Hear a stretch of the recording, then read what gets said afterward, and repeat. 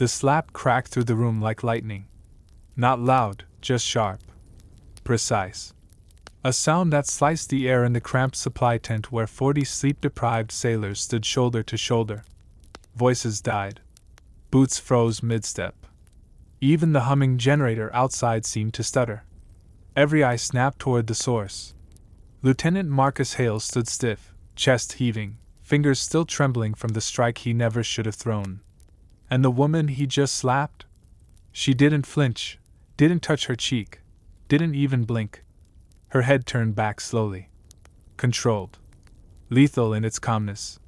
And Marcus felt his stomach fall through the floor. Because he knew, instantly. Instinctively, that he'd just hit someone dangerous. Someone who carried storms behind her silence. Someone he could not afford to disrespect. But he had already done it. Her jaw tightened, just a fraction. A tiny flex of muscle along her neck, small, but unmistakable to anyone who knew discipline carved from pain. Her eyes found him. Cool, still, steady enough to break a man. Marcus swallowed hard. His pulse hammered at his throat. He opened his mouth, maybe to apologize, maybe to defend himself, but the words evaporated. Because the woman he thought was a misplaced clerk was Lieutenant Commander Arya Cole. Decorated. Lethal, Navy SEAL. And nobody in the tent knew. Not yet.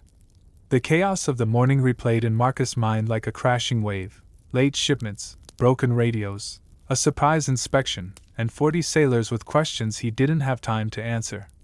Then she had walked in, plain fatigues, no insignia, hair tied back like she was just another helper tossed into the madness. She quietly pointed out an error in his manifest. He snapped. Pressure became anger. Anger became action. A decision made in a split second. A mistake that would follow him for years. Lieutenant Hale, she said, her voice low, velvet wrapped around steel. Step outside. He moved before he realized he'd obeyed. Not because of rank. Because something in her tone bypassed the chain of command and went straight to survival instinct. Outside, the desert wind whipped through the metal siding, carrying dust and diesel fumes across the yard. Marcus stood rigid, breath uneven, hands shaking so hard he had to hide them behind his back. I shouldn't have. I lost my temper. I didn't. Arya raised one hand. He froze. Silence.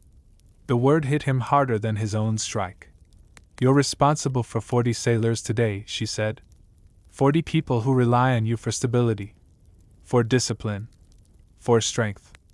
And you couldn't control yourself long enough to correct a simple mistake.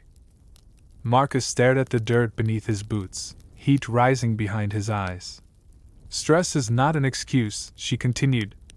If you think this is pressure, try dragging a teammate through gunfire with shrapnel in your side. Try keeping your hands steady while enemy drones sweep overhead searching for body heat. Try failing once. And watching someone bleed because of it. His head jerked up. No clerk talked like that. Ma'am, Marcus whispered. Who are you? She stepped closer, eyes locked on his. Lieutenant Commander Arya Cole, she said. United States Navy SEAL.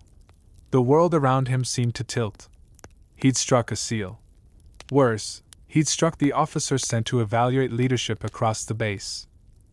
But before panic could swallow him whole, she spoke again. Walk with me. They crossed the base in silence, past rows of sun-bleached containers, roaring generators, sweat-stained training mats. Marcus expected the cold shoulder. Expected to be dismissed. Expected his career to be sliced clean off. But Arya didn't speak with anger. She spoke with truth. With grit. With a kind of steady, grounded power that felt more like mentorship than judgment. She told him about pressure, the real kind. About breaking under it. About rebuilding after it. Her voice didn't waver as she described her first mission mistake. 3 seconds of hesitation under fire. 3 seconds that nearly cost a teammate's life. 3 seconds that haunted her for years. Marcus listened, every word striking deeper than her hand ever could have. She wasn't humiliating him. She wasn't punishing him. She was teaching him. Because she saw something worth saving, they stopped at the tactical course behind the barracks. You want to lead, Arya said? Then prove you can lead yourself first. Marcus blinked. Ma'am. This course is for people who want to be better, she said. Do you? He didn't hesitate. Yes. I do. Then run. The course hit him like a storm. Rope climbs, crawls under wire, walls that tore skin from palms, bursts of sprinting that left his lungs screaming. Arya never slowed. She moved with the precision of someone sculpted by years of grueling nights and near-death missions. Someone who had rebuilt her strength through pain, hardship, and discipline carved into bone. Marcus stumbled. He fell, hard. Once, then again. She didn't stop for him. She looped back and kept pace beside him until he stood up and forced himself to move. When they reached the final 12-foot wall, Marcus' legs trembled like paper. Sweat dripped from his chin to the dirt. His arms felt like dead weight. But he climbed. Because she believed he could. Because she demanded he must. When he dropped down the other side, gasping for air, Arya stood in front of him. No anger in her eyes, no disappointment. Something else. Something that looked dangerously close to respect. You made a mistake, she said quietly. A serious one. He nodded, chest still heaving. But a mistake is not the end of you, she added. What comes next is yours to decide. He swallowed hard. I want to do better, he said. I will do better. Arya extended her hand. Then start now. He took it.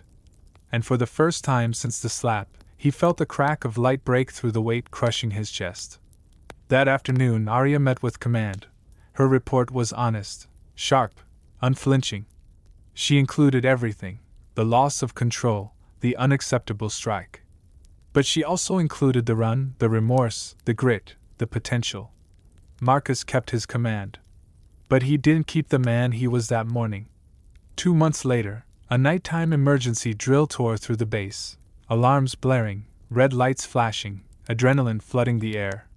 And Marcus moved through the chaos like a different man. Calm, clear, focused. He guided new sailors with steady hands and steady words. No yelling. No panic. No anger. Arya watched from the shadows. Arms crossed. Expression unreadable. But a small, satisfied smile curling at the corner of her mouth. He had learned. He had changed. He had become a leader. And deep down, Marcus knew one thing with absolute certainty: the slap didn't break him. It rebuilt him. If this story touched your heart even a little, if Elena's courage, strength, and quiet determination made a place in your mind, then please take a moment. Like, comment, and subscribe. Your one subscription inspires me to create more stories like this. Stories of courage, stories of hope, stories that remind us what real strength looks like. Thank you. Truly.